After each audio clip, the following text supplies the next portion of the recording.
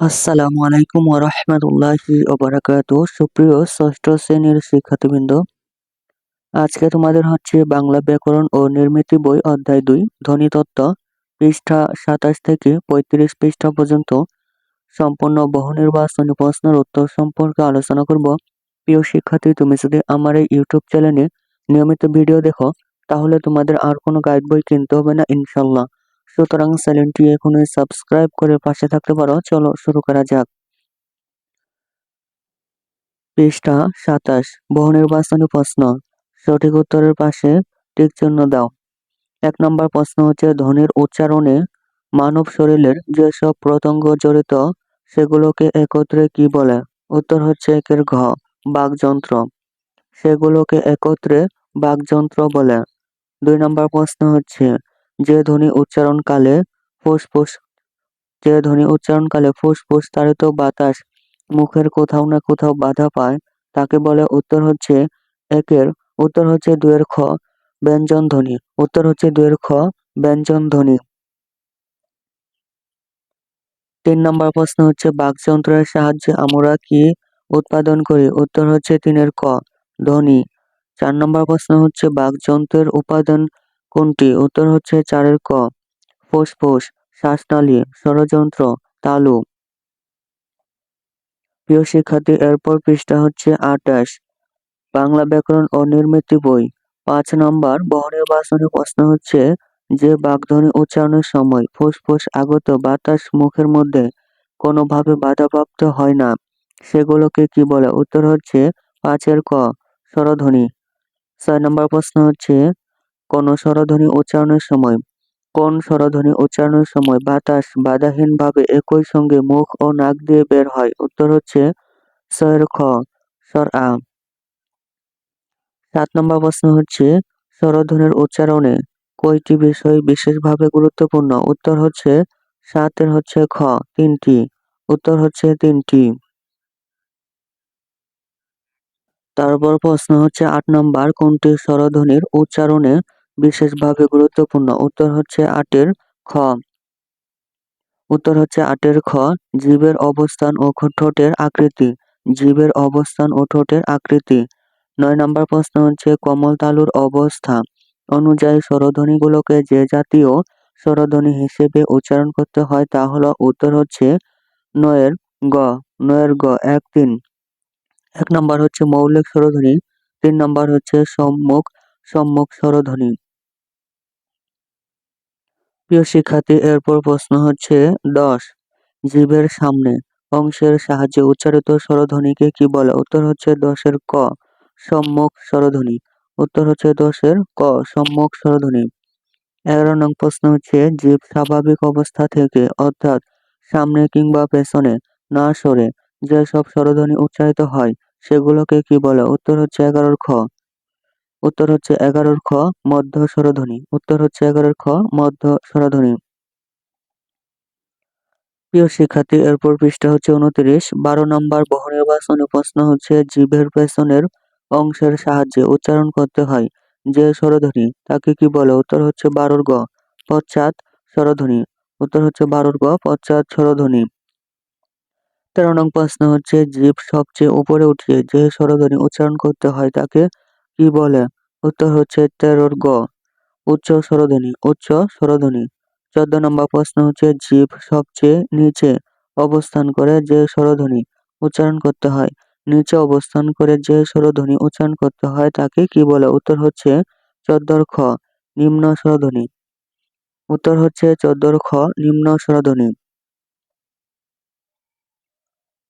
১৫ নম্বর বহুনির্বাচনী প্রশ্ন হচ্ছে, জীব নিম্ন স্বরধ্বনির তুলনায় উপরে এবং উচ্চ স্বরধ্বনির তুলনায় নিচে থেকে যে স্বরধ্বনি উচ্চারণ করতে হয় তাকে কি বলে? উত্তর হচ্ছে ১৫ ক উচ্চ মধ্য ধ্বনি।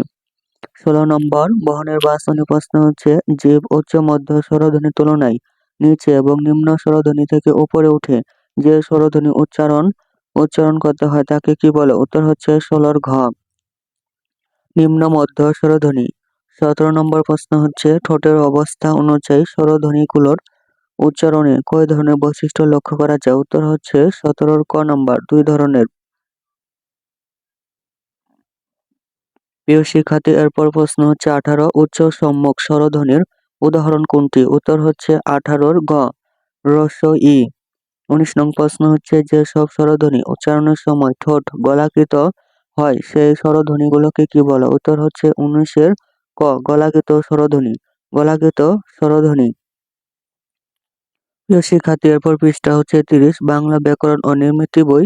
20 নম্বর প্রশ্ন হচ্ছে গলাকৃত স্বরধ্বনি কোনটি? উত্তর হচ্ছে 20 ক স্বর ও। 21 নং প্রশ্ন হচ্ছে যেসব স্বরধ্বনির উচ্চারণে ঠোঁট গোল না হয়ে বিস্তৃত অবস্থায় থাকে সেগুলোকে কি বলে? উত্তর হচ্ছে 21 খ অগলাকৃত স্বরধ্বনি। 22 নং প্রশ্ন হচ্ছে অগলাকৃত স্বরধ্বনি কোনটি? উত্তর হচ্ছে 22 গ এ। 22 গ এ। 23 নম্বর বহু নির্বাচনী প্রশ্ন হচ্ছে মৌখিক স্বরের অনুনাসিক উচ্চারণ হলে কি ঘটে? উত্তর হচ্ছে 23 খ শব্দের উচ্চারণ বদলে যায়। 24 নং প্রশ্ন হচ্ছে কমল তালু নিচে নেমে গিয়ে কোন স্বরধ্বনি উচ্চারণ করে? উত্তর হচ্ছে 24 ক অনুনাসিক স্বরধ্বনি। 25 নম্বর বহু নির্বাচনী প্রশ্ন হচ্ছে একই সঙ্গে মুখ ও নাক দিয়ে বের হয়ে যে ধ্বনি উচ্চারিত হয় তাকে কি বলে? উত্তর হচ্ছে 25 খ অনুনাসিক স্বরধ্বনি। প্রিয় শিক্ষার্থী, এরপর হচ্ছে 26 নম্বর বহু নির্বাচনী প্রশ্ন কোন স্বরধ্বনি উচ্চারণের সময় বাতাস প্রথমে মুখের মধ্যে সম্পূর্ণ বন্ধ হয় তারপর কেবল নাক দিয়ে বেরিয়ে যায়? উত্তর হচ্ছে, প্রিয় শিক্ষার্থী, এখানে উত্তর ভুল দেওয়া রয়েছে। উত্তর হবে ম। উত্তর হবে ম। উত্তর হবে ম। 27 নং প্রশ্ন হচ্ছে ব্যঞ্জন বর্ণের সংক্ষিপ্ত রূপের নাম কি? উত্তর হচ্ছে 27 খ ফলা। ব্যঞ্জন বর্ণের সংক্ষিপ্ত রূপের নাম ফলা। 28 নম্বর বহু নির্বাচনী প্রশ্ন হচ্ছে বাংলা ভাষার মৌলিক স্বরধ্বনির সংখ্যা কয়টি? উত্তর হচ্ছে 28 খ 7টি। উত্তর হচ্ছে 28 খ 7টি। প্রিয় শিক্ষার্থী, এরপর পৃষ্ঠা হচ্ছে 31 বহু নির্বাচনী প্রশ্ন 29 নম্বর উপরের ও নিচের ঠোঁটের সাহায্যে উচ্চারিত স্বরধ্বনিগুলোকে কি বলে? উত্তর হচ্ছে 29 গ নাম্বার দ্বি অষ্টধ্বনি। 30 নম্বর বহু নির্বাচনী প্রশ্ন হচ্ছে জিভের সামনের অংশ উপরের পাটি দাঁতের নিচের অংশকে স্পর্শ করে কোন ধ্বনি উচ্চারিত হয়? উত্তর হচ্ছে 30 খ দন্তধ্বনি। উত্তর হচ্ছে 30 খ দন্তধ্বনি। 31 নম্বর বহু নির্বাচনী প্রশ্ন হচ্ছে জিভের সামনের অংশ ও উপরের পাটি দাঁতের মূল বা নিচের অংশের সাহায্যে কোন ধ্বনি উচ্চারিত হয়? উত্তর হচ্ছে 31 ক নাম্বার দন্তমূলীয় ধ্বনি। প্রিয় শিক্ষার্থী, এরপর প্রশ্ন হচ্ছে 32 নম্বর বহু নির্বাচনী প্রশ্ন জিভের সামনের অংশ পেছনে কুঞ্চিত বা বাঁকা হয়ে কোন ধ্বনি উৎপাদিত হয়? উত্তর হচ্ছে 32 নম্বরের ক নাম্বার প্রতিবেষ্টিত ধ্বনি। 33 নম্বর বহু নির্বাচনী প্রশ্ন হচ্ছে জিভের সামনের অংশ উপরে গিয়ে শক্ত তালু স্পর্শ করে কোন ধ্বনি উচ্চারিত হয়? উত্তর হচ্ছে 33 ঘ নম্বর তালব্য দন্তমূলীয় ধ্বনি। 34 নম্বর বহু নির্বাচনী প্রশ্ন হচ্ছে জিভ প্রসারিত হয়ে সামনের অংশ শক্ত তালু স্পর্শ করে কোন ধ্বনি উচ্চারিত হয়? উত্তর হচ্ছে 34 ঘ তালব্য ধ্বনি। 35 নম্বর বহু নির্বাচনী প্রশ্ন হচ্ছে জিভের পেছনের অংশ উঁচু হয়ে জিভের মূলের কাছাকাছি নরম তালু স্পর্শ করে কোন ধ্বনি উচ্চারিত হয়? উত্তর হচ্ছে 35 ক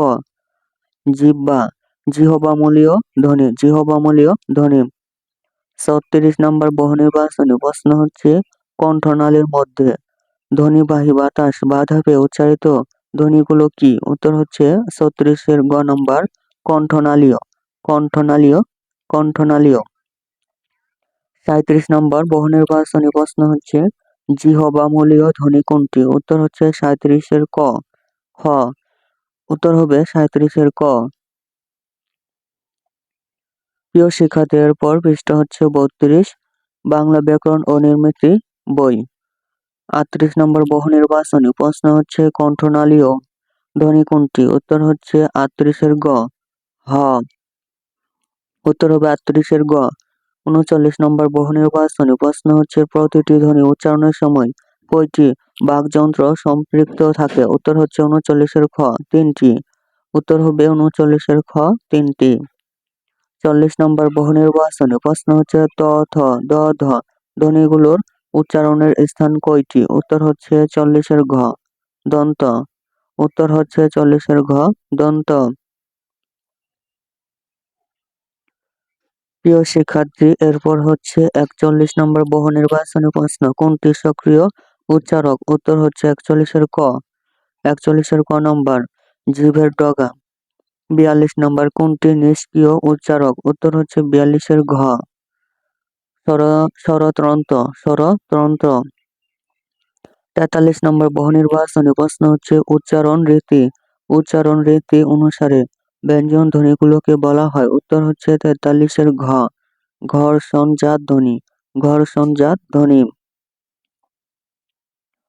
44 নম্বর বহুনির্বাচনী প্রশ্ন হচ্ছে মুখের মধ্যে ফুসফুস আগত বাতাস প্রথমে কিছুক্ষণের জন্য সম্পূর্ণ রুদ্ধ বা বন্ধ হয় এবং এরপর মুখ দিয়ে বেরিয়ে গিয়ে উচ্চারিত ধ্বনিগুলোকে কি বলে? উত্তর হচ্ছে 44-এর খ, স্পষ্ট, স্পষ্ট, স্পষ্ট। 45 নম্বর বহুনির্বাচনী প্রশ্ন যেসব ব্যঞ্জন উচ্চারণের সময় বাতাস কেবল মুখ দিয়ে বের হয় সেগুলোকে কি ধ্বনি বলে? উত্তর হচ্ছে 45-এর খ, স্পষ্ট। 46 নম্বর বহুনির্বাচনী প্রশ্ন হচ্ছে ঘর্ষণজাত ধ্বনি আর কি ধ্বনি হিসেবে পরিচিত? উত্তর হচ্ছে 46-এর গ নম্বর শীষ, 46-এর গ নম্বর উত্তর শীষ। প্রিয় শিক্ষার্থী, এরপর পৃষ্ঠা হচ্ছে 33 পৃষ্ঠা, 33 পৃষ্ঠা। অধ্যায়ের নাম হচ্ছে ধ্বনিতত্ত্ব। 47 নম্বর বহুনির্বাচনী প্রশ্ন হচ্ছে যে ধ্বনি উচ্চারণকালে জিভ কম্পিত হয় তাকে কি ধ্বনি বলে? উত্তর হচ্ছে 47-এর ঘ, কম্পিত, তাকে কম্পিত ধ্বনি বলে। যে ধ্বনি উচ্চারণকালে জিভ কম্পিত হয় তাকে কম্পিত ধ্বনি বলে। 48 নম্বর বহুনির্বাচনী প্রশ্ন হচ্ছে কোন বর্ণমালার সংক্ষিপ্ত রূপ নেই? উত্তর হচ্ছে 48-এর ক, স্বর ও। স্বর ও বর্ণমালার সংক্ষিপ্ত রূপ নেই।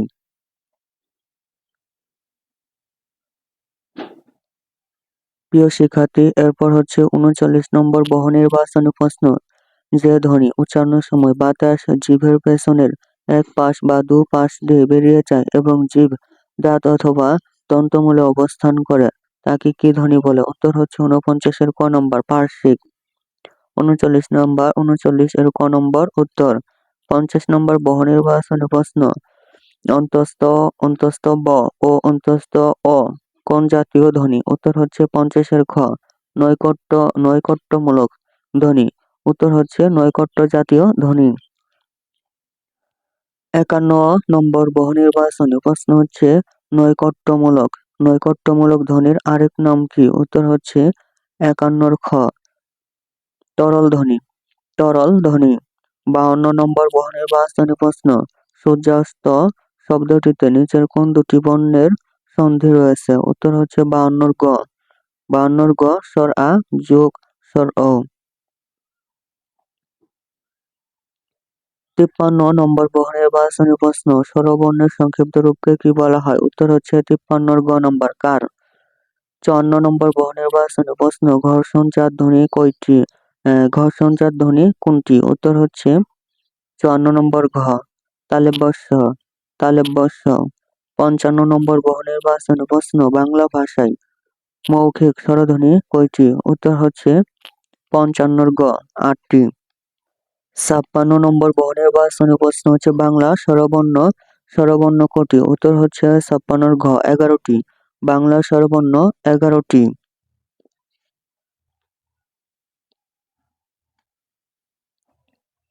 প্রিয় শিক্ষার্থী, এরপর পৃষ্ঠা হচ্ছে 34 বাংলা ব্যাকরণ ও নির্মিতি বই।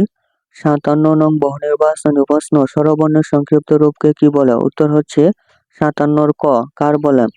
58 নং বহুনির্বাচনী প্রশ্ন বাংলা ব্যঞ্জন ধ্বনি কটি? বাংলা ব্যঞ্জন ধ্বনি কটি? উত্তর হচ্ছে 58-র গ, 37টি। 59 নম্বর বহুনির্বাচনী প্রশ্ন, বাংলা ব্যঞ্জন বর্ণ কটি? উত্তর হচ্ছে 59 গ, 39টি। বাংলা ব্যঞ্জন বর্ণ 39টি।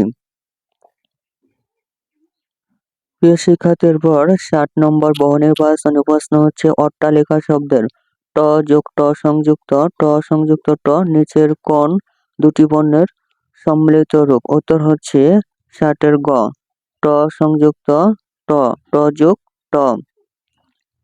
61 নম্বর বহুনির্বাচনী প্রশ্ন হচ্ছে একই ব্যঞ্জন বর্ণ শব্দের শেষে ও শব্দের মধ্যে দুইবার উচ্চারণ হলে তাকে কি বলে? উত্তর হচ্ছে 61 ঘ, দ্বিত্ব ব্যঞ্জন, দ্বিত্ব ব্যঞ্জন। 62 নম্বর বহুনির্বাচনী প্রশ্ন হচ্ছে একই ব্যঞ্জন পরপর দুবার ব্যবহৃত হলে তাকে কি বলে? উত্তর হচ্ছে 62 ক, দ্বিত্ব ব্যঞ্জন। তারপর হচ্ছে 63 নম্বর বহুনির্বাচনী প্রশ্ন, ব্যঞ্জন ধ্বনির ব্যঞ্জন দ্বিত্ব ছাড়া সব ব্যঞ্জন সংযোগকে কি বলে? ব্যঞ্জন দ্বিত্ব ছাড়া সব ব্যঞ্জন সংযোগকে কি বলে? উত্তর হচ্ছে 63 গ, উত্তর হচ্ছে 63 গ, সাধারণ ব্যঞ্জন, সাধারণ যুক্ত ব্যঞ্জন। 64 নম্বর বহুনির্বাচনী প্রশ্ন হচ্ছে যুক্ত ব্যঞ্জন কত প্রকারের? উত্তর হচ্ছে 64 ক, 2 প্রকারের। 65 নম্বর বহুনির্বাচনী প্রশ্ন, পূর্বের ও পরের ধ্বনির প্রভাবে ধ্বনির যে পরিবর্তন তাকে কি বলে? উত্তর হচ্ছে 65 খ, উত্তর হচ্ছে 65 খ, প্রতিবেশ, প্রতিবেশ। প্রিয় শিক্ষার্থী, এরপর পৃষ্ঠা হচ্ছে 35, অধ্যায়ের নাম হচ্ছে ধ্বনিতত্ত্ব। 66 নম্বর বহুনির্বাচনী প্রশ্ন, স্বরধ্বনির সঙ্গে স্বরধ্বনির মিলনকে বলা হয়? উত্তর হচ্ছে 66 গ, স্বরসন্ধি, উত্তর হচ্ছে 66 গ, স্বরসন্ধি। 67 নম্বর বহুনির্বাচনী প্রশ্ন, অ ধ্বনির পর আ ধ্বনি থাকলে উভয় মিলে কি হয়? উত্তর হচ্ছে 67 গ, স্বর আ। 68 নম্বর বহুনির্বাচনী প্রশ্ন, ই ধ্বনির পর রস্বই ধ্বনির পর দীর্ঘই ধ্বনি থাকলে উভয় মিলে কি হয়? উত্তর হচ্ছে 68 ঘ, দীর্ঘই। তারপর হচ্ছে 69 নম্বর বহুনির্বাচনী প্রশ্ন, 69 নম্বর বহুনির্বাচনী প্রশ্ন হচ্ছে স্বর ও বা স্বর আ ধ্বনির পরে রস্বই বা দীর্ঘ ই ধ্বনি থাকলে উভয় মিলে কি হয়? উত্তর হচ্ছে 69 ক, এ, উত্তর হচ্ছে 69 এর ক নাম্বার, এ। 70 নম্বর এমসিকিউ হচ্ছে পরীক্ষা শব্দের সন্ধি বিচ্ছেদ কোনটি? উত্তর হচ্ছে 70 গ, পরিযোগ ইক্ষা, পরিযোগ ইক্ষা। 71 নম্বর বহুনির্বাচনী প্রশ্ন, সন্ধি হলো, উত্তর হচ্ছে 71 ক, শব্দ গঠনের প্রক্রিয়া, সন্ধি হলো শব্দ গঠনের প্রক্রিয়া। প্রিয় শিক্ষার্থী, এই ছিল তোমাদের 6ষ্ঠ শ্রেণীর বাংলা ব্যাকরণ ও নির্মিতি বই, অধ্যায় হচ্ছে 2, ধ্বনিতত্ত্ব। পৃষ্ঠা হচ্ছে 27 থেকে 35 এর বহুনির্বাচনী প্রশ্নের উত্তরগুলো তোমাদের দেখানো হয়েছে। প্রিয় শিক্ষার্থী, অন্যান্য সকল বইয়ের উত্তর পেতে চ্যানেলটির প্লেলিস্ট দেখতে পারো। প্রিয় শিক্ষার্থী, তুমি যদি আমার এই ইউটিউব চ্যানেলে নিয়মিত ভিডিও দেখো তাহলে তোমাদের আর কোনো গাইড বই কিনতে হবে না ইনশাআল্লাহ। সুতরাং চ্যানেলটি এখনই সাবস্ক্রাইব করে পাশে থাকতে পারো। ধন্যবাদ।